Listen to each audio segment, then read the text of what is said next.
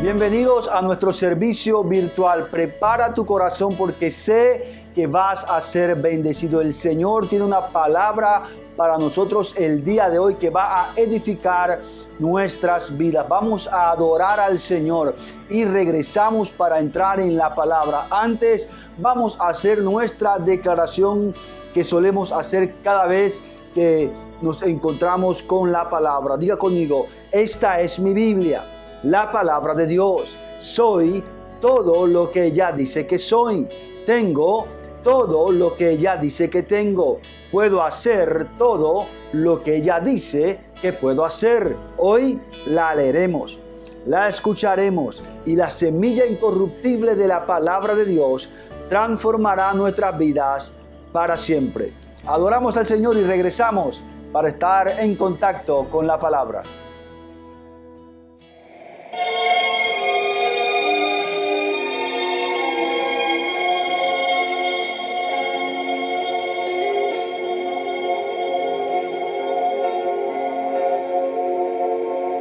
Eres mi respirar, eres mi respirar. Dios, tu presencia vive en mí.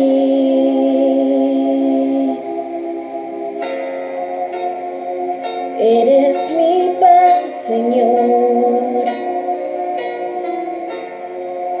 Eres mi pan, Señor. Dios, tus palabras fluyen en mí y yo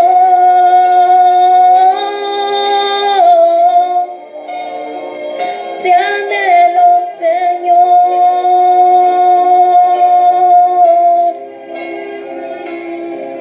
y estoy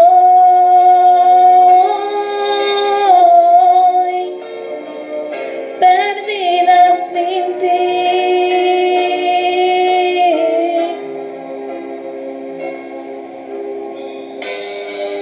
Eres mi respirar, eres mi respirar. Dios, tu presencia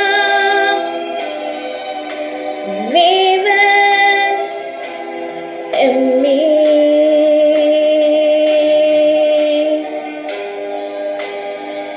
Eres mi pan, Señor. Eres mi pan, Señor. Dios, tus palabras fluyen en mí y yo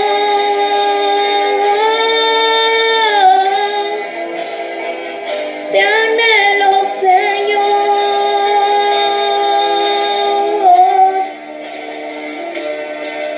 y estoy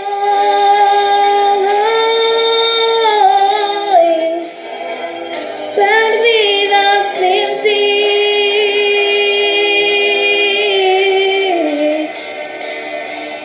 Y yo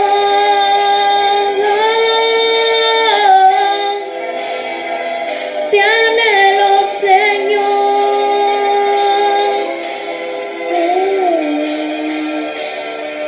y estoy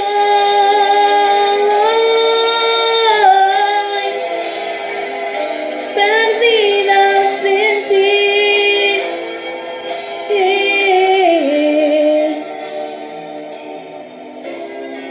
Perdida sin ti, Señor. Perdida sin ti me encuentro yo. Te anhelamos, Señor. Te anhelamos.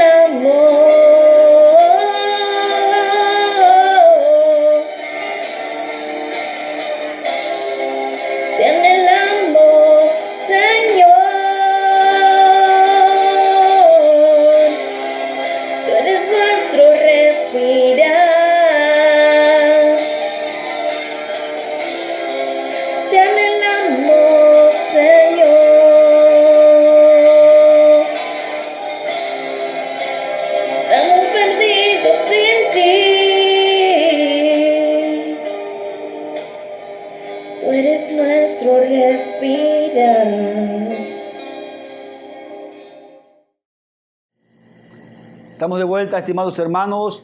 Hoy vamos a compartir un tema que lleva como título ¿Por qué hacer discípulos? En términos de homilética, este es un sermón temático y el título es interrogativo. Y vamos a tratar de dar respuesta a esta pregunta: ¿por qué hacer discípulos? Hasta aquí hemos dicho que el hacer discípulos es la labor más importante que tiene la iglesia. También definimos lo que es un discípulo. Un discípulo es alguien, una persona que ha entregado su vida a Jesús y le ha hecho el Señor. Tiene una relación viva con Él. Está centrado en la palabra y está comprometido con la palabra más bien y centrado en la misión de hacer discípulos. Ahora, ¿por qué la iglesia debe hacer discípulos? En primer lugar, porque es un mandato. En Mateo capítulo 28, verso 19, dice lo siguiente: Id pues y haced discípulos de todas las naciones, bautizándolos en el nombre del Padre y del Hijo y del Espíritu Santo. Ahora, hacer discípulos es un mandato. Es un mandato de Jesús que nos da el Señor. Note, es un mandato de salir. Él dice: id y haced discípulos. Es un mandato para hacer discípulos. Note, no es un mandato para alcanzar conversiones o asistentes a la iglesia. Hay una diferencia entre un asistente y un miembro de la iglesia con un discípulo del Señor. Hoy no trataremos ese tema, pero cabe aquí señalarlo. El mandato no es a llenar bancas de la iglesia, es a hacer discípulos. Y eso es lo que el Señor nos mandó. El mandato nos los da el Señor Jesús. Un mandato es una orden y como tal debe ser obedecida. Note, además es un mandato universal. Dice: id y haced discípulos de todas las naciones. No podemos limitar el mandato a una etnia, a una raza, a una nacionalidad. Es para extender el evangelio entre todas las naciones, hacer discípulos de todas las naciones, pueblos, razas que hay en el mundo. Así que es un mandato universal y además es un mandato para discípulos. Note, el Señor le dio esta orden a los discípulos y solo discípulos hacen discípulos. Hermanos queridos, y es por esta razón porque muchos no responden a este llamado, a este mandato que nos ha dado el Señor, porque muchos cristianos no son discípulos. Pero todo discípulo es un cristiano, pero no todo cristiano es un discípulo del Señor. Un discípulo es alguien que ha hecho a Jesús el Señor de su vida, el centro de su vida. Su voluntad está supeditada a la voluntad del Señor. La voluntad del Señor está por encima de la del discípulo y obedece sin recriminar, obedece al mandato del Señor. ¿Por qué hacer discípulos? Porque es un mandato. En segundo lugar, ¿por qué debemos hacer discípulos? Porque es la manera bíblica de producir verdadero crecimiento y multiplicación. Hoy en día, lo que llamamos crecimiento de la iglesia es más bien un robo de ovejas, como dicen algunos, o un traslado de creyentes de una congregación a otra. Pero no hay verdadero crecimiento, no hay verdadera multiplicación. Solo a través de hacer discípulos la iglesia puede verdaderamente crecer, reproducirse y multiplicarte. Mira lo que dice 2 de Timoteo, capítulo 2, verso 2. Dice así: y lo que has oído de mí en presencia de muchos testigos, esto encarga a hombres fieles, que sean idóneos para enseñar también a otros. Note, el modelo bíblico para hacer discípulos es conectar personas en relación. El cristianismo, o más bien la vida cristiana es para estar conectado, para relacionarnos con otra gente. El creyente o el discípulo no es una isla. Y el llamado al discipulado es conectar personas en una relación. Note la relación que hay allí. Pablo, Timoteo, hombres fieles y hombres fieles otros. Así que el modelo bíblico es conectar gente en una relación de discipulado. Este fue el modelo que usó Jesús cuando Jesús vino a esta tierra a cumplir el máximo llamado que le había sido encargado de su Padre Celestial. Él lo hizo en una relación. Él escogió a 12 hombres que fueron llamados sus 12 discípulos y luego los 12 apóstoles del Cordero. Él mantuvo relación y conexión con estos hombres por aproximadamente 3 años. Y luego, cuando Él subió al cielo, le ordenó a ellos que fueran e hicieran discípulos. Es decir, que reprodujeran el modelo que Él había realizado con ellos. Este es el modelo bíblico, hermanos queridos. Hacer discípulos va a producir verdadero crecimiento y desarrollo en la iglesia.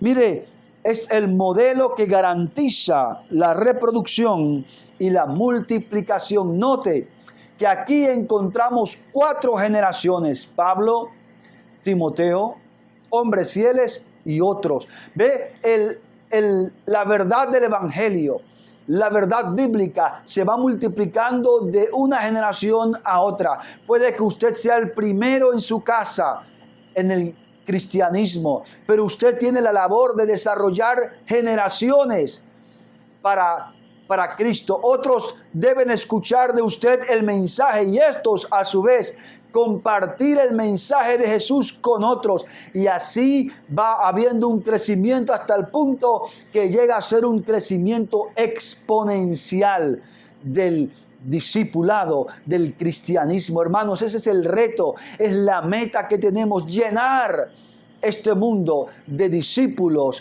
de Jesucristo. ¿Cómo? Conectándonos con otras personas en una relación de discipulado donde expresamos y enseñamos lo que el Señor nos ha mandado, los mandatos del Señor, donde compartimos la verdad de Cristo con otros y estos a su vez con otros. Mire, y este modelo bíblico requiere de 2 cosas muy importantes. En primer lugar, hombres fieles. El apóstol Pablo le dijo: lo que has oído de mí ante muchos testigos, esto encarga a hombres fieles. Solo los hombres fieles, discípulos fieles, pueden llevar el mensaje a otros. Hermanos queridos, y si tú eres un discípulo, te consideras un discípulo del Señor, tienes que ser fiel en compartir el mensaje de Jesús a otros.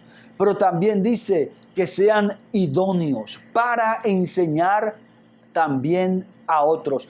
Idóneo significa capacitado. Una persona idónea es alguien que tiene las competencias, las habilidades y el conocimiento para desarrollar determinada labor.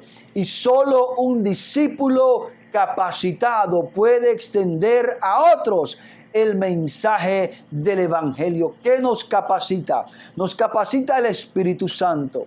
Nos capacita la palabra de Dios. Sí, estimado hermano, y nos capacitamos a través de los ministerios que el Señor dio a la iglesia. Ahí en Efesios 4 lo dice: profetas, apóstoles, evangelistas y maestros. Ellos capacitan a la iglesia para que realicen la obra del ministerio. Así que hay varias vías de capacitación. Por lo tanto, usted y yo tenemos que aprovecharlas y ser idóneos y fieles en llevar el mensaje a otros. ¿Estás siendo fiel, hermanos? ¿Has decidido buscar a alguien a quien compartirle de Cristo y a quien guiarlo en su caminar hasta que él esté firme y pueda hacer con otros lo que hicieron con él? Este es el modelo bíblico que garantiza verdadero desarrollo, verdadero crecimiento y verdadera reproducción en la iglesia. Así ha crecido la iglesia por más de 2000 años y así debe seguir. Hoy hay muchas presiones en el mundo para cambiar el modelo de la Biblia, el modelo bíblico para hacer discípulos. Pero nosotros, estimados hermanos, tenemos que ser fieles en seguir el modelo que el Señor nos mandó, y al ser fieles cumplimos el mandato. Uno de los rasgos que nos determina como discípulos está allí en Juan capítulo 8, verso 31. Los discípulos obedecen lo que el Señor nos dice en su palabra. Y hoy el Señor nos está diciendo en su palabra que si somos discípulos debemos obedecer su mandato. Y su mandato es ir y hacer discípulos de todas las naciones, enseñándoles y bautizándoles. Hermanos queridos, esa es nuestra responsabilidad. Dios es el que salva. Ningún hombre puede salvar. La salvación la produce Dios, pero el discípulo es responsabilidad de la iglesia. El ganar, el salvar, el producir nuevo nacimiento, hermanos, es el milagro de Dios.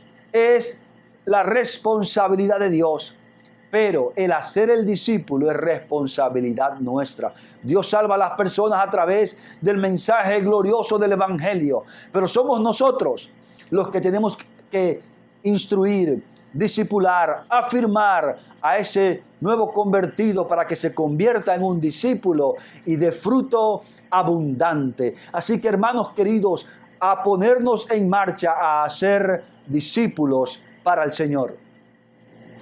En tercer lugar, ¿por qué hacer discípulos?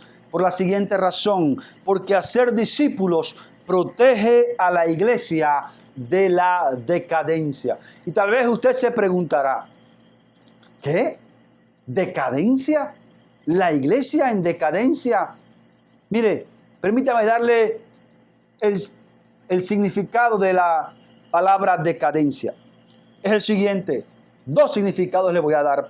Primero, pérdida progresiva de la fuerza, intensidad, importancia o perfección de una cosa o una persona. Así que decadencia es la pérdida progresiva. ¿De qué? De fuerza, intensidad, importancia y perfección.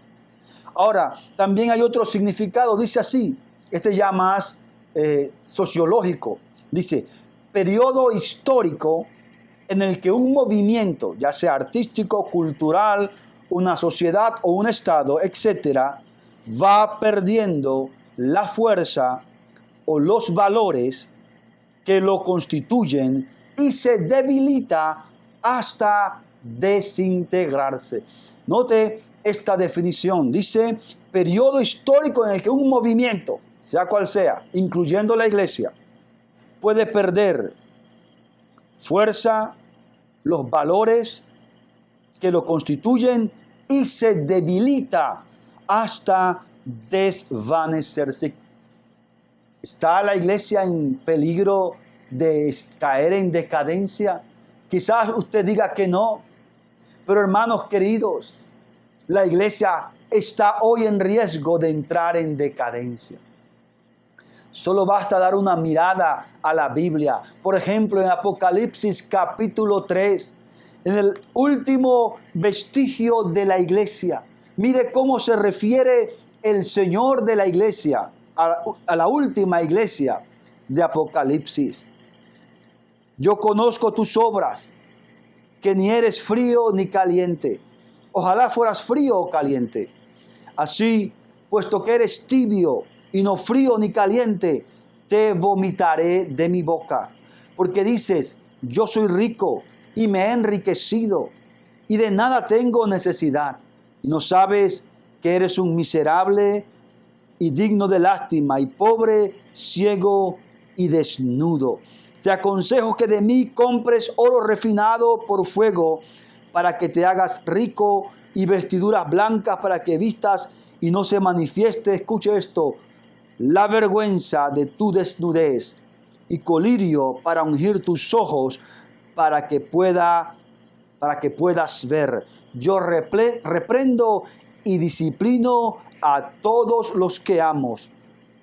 Sé pues celoso y arrepiéntete. Y el verso 20 dice: he aquí yo estoy a la puerta y llamo. Si alguno oye mi voz y abre la puerta, entraré a él y cenaré con él y él conmigo. Note, la última iglesia, la iglesia de la Odisea, es una iglesia en decadencia. Hermanos, y las iglesias del Apocalipsis son iglesias que marcan el final. Y esta es la última iglesia, y el Señor nos da la visión de una iglesia en completa decadencia. Rica, sí. No estoy diciendo que va a desaparecer, pero va a perder eficacia. Podrá ser rica en términos materiales, pero es pobre espiritualmente. Podrá tener mucha opulencia, pero a los ojos de Dios es miserable, desnuda y ciega, sin visión. Hermanos queridos, y una iglesia sin visión es una iglesia que va a perder efectividad en el mundo, que va a ser como un club social, una razón simplemente como cualquier otra asociación social, algún tipo de club, pero no la iglesia de Jesucristo. Decadencia, hermanos queridos, y no digamos más porque sería entrar en detalles muy tristes, pero nosotros tenemos que cuidarnos de que la iglesia caiga en decadencia, y es acerca de esto de lo que te quiero hablar. Es el discipulado, es volver al discipulado bíblico, lo que evitará que la iglesia caiga en decadencia, porque mire, la iglesia de por sí tiene enemigos que quieren destruirla y hacerla caer en decadencia. Te menciono algunos. En primer lugar, el diablo. Mire, el diablo conspira contra la iglesia. Está el mundo, este sistema que busca contaminar la iglesia. Decimos que el mundo se ha metido en la iglesia. Y cuando hablamos del mundo nos referimos al sistema ideológico, social, que se ha adentrado en la iglesia. Pero también están los falsos maestros que quieren desviar a la iglesia. Y sobre esto el apóstol Pedro, Judas y aún el mismo Pablo escribió de estos falsos maestros que introducirán encubiertamente herejías para apartar de la fe a algunos o a muchos. Hermanos, los falsos maestros en estos días abundan, y el propósito de ellos es desviar a la iglesia. Pero también está la falta de espiritualidad que adormece a la iglesia. Mire, en el Evangelio de Mateo capítulo 25, verso 5, nos muestra a el novio encontrando a las vírgenes dormidas. Las vírgenes son representativas de la iglesia de Cristo. Estaban dormidas. En Romanos capítulo 13, verso 11, el apóstol Pablo nos dice que debemos despertarnos del sueño. Hermanos, la iglesia está adormitada, está somnolienta, y eso produce la decadencia. Alguien dormido está a la merced de cualquier cosa, está débil, está inconsciente de la realidad. Y hoy vemos una iglesia dormida a las verdades espirituales, dormida a la realidad en que se está envolviendo el mundo entero, pensando en otras cosas. Y hablo del sueño espiritual. Así que tenemos al diablo que conspira contra la iglesia, al mundo que la contamina, los falsos maestros que las quieren desviar, pero también la espiritualidad o la poca espiritualidad que adormece a la iglesia. Y frente a todo esto, lo que le puede hacer frente a la decadencia de la iglesia es el discipulado a la manera de Dios, el modelo bíblico del discipulado. Y usted me preguntará, ¿qué pruebas, muestras de esto? Pues voy a la historia. Por los primeros 300 años de la iglesia fue perseguida. Hubo muchas persecuciones religiosas, hubo persecuciones llevadas por los mismos Césares o los emperadores romanos. Y aún así la iglesia prevaleció, se mantuvo vigente, reunidas en comunidades pequeñas, en casas, haciendo discípulos y llenaron el mundo entero con el evangelio y con muchos discípulos. ¿Por qué? Porque siguieron el modelo bíblico del discipulado y esto mantuvo a la iglesia vigente. Entonces, tenemos que dar una mirada a los lugares donde la iglesia todavía hoy es perseguida, donde ser cristiano es un delito. Allí hay discípulos reunidos a escondidas, en pequeños grupos, relacionados, conectados. Y la iglesia en esos lugares está creciendo. Miren la China comunista, cómo la iglesia subterránea está ganando por millones discípulos para Jesús. Es el modelo bíblico del discipulado lo que mantiene la iglesia vigente y evita la decadencia espiritual de la iglesia. En último lugar, ¿por qué hacer discípulos? Porque hacer discípulos produce madurez. ¿Sabe cuál es el gran problema de la iglesia? La inmadurez. Mire lo que dice el libro o la carta a los Hebreos. En el capítulo 6, en el verso 12, dice, porque debiendo ser ya maestros, después de tanto tiempo, tenéis necesidad de que se os vuelva a enseñar cuáles son los rudimentos de las palabras de Dios.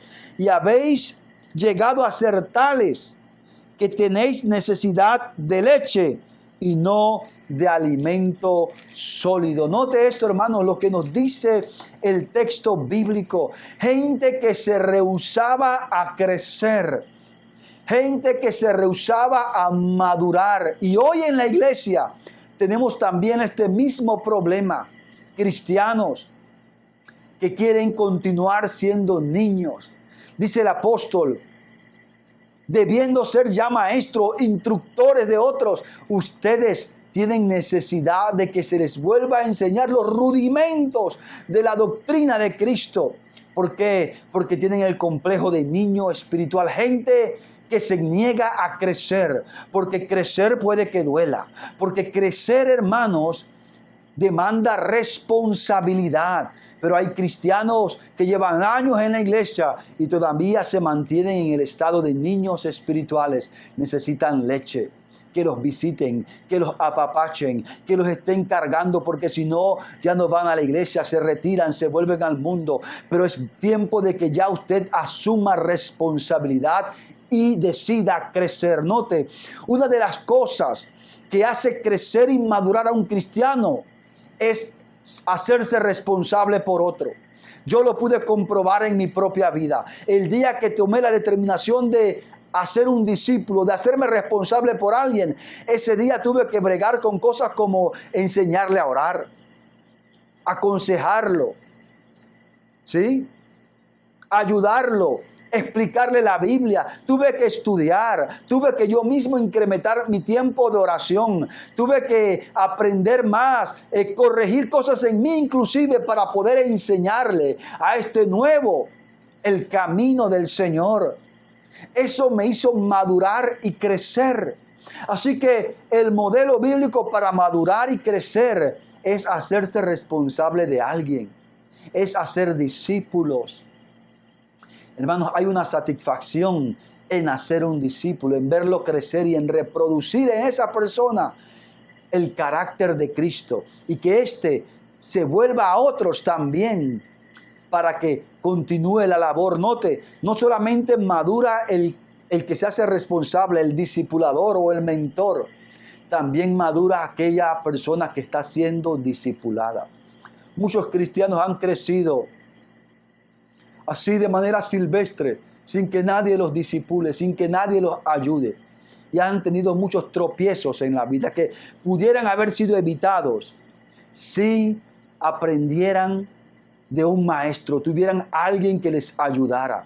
Y cuando usted tiene a alguien que le ayude, usted crece y madura, porque usted rinde cuentas, porque usted sabe que puede contar con alguien. Hermanos queridos, el modelo bíblico para madurar en la iglesia es haciendo discípulos. Y un cristiano que es discipulado madura cuando entiende la visión de Jesús. ¿Y cuál es la visión de Jesús? Es ganar, consolidar, discipular y enviar a otros. ¿Estás tú dispuesto a crecer, a pagar el precio de ser un discípulo del Señor, que está comprometido con hacer discípulos de otros? No es fácil, no te voy a engañar, no es fácil. Hacer discípulos es sangre, sudor y lágrimas, pero hay un beneficio eterno, un beneficio que no lo compra ni lo puede pagar más bien el dinero. Una satisfacción de haber cumplido con el Señor de la mies, aquel con el cual nosotros estamos comprometidos, que le amamos sin haberle visto. Hoy te motivo a dejar el estado de niñez espiritual y convertirte en un hacedor de discípulos. Que el Señor te bendiga. Espero que a través del mensaje hayas sido desafiado por Dios a convertirte en un hacedor de discípulos. Y es mi intención que por lo menos hoy, en este año, tú decidas ganar a alguien y hacerlo un discípulo de Jesús. Por lo menos, como mínimo, a uno. Espero que haya más, pero por lo menos uno, que este año tú te comprometas como cristiano a ser un discípulo.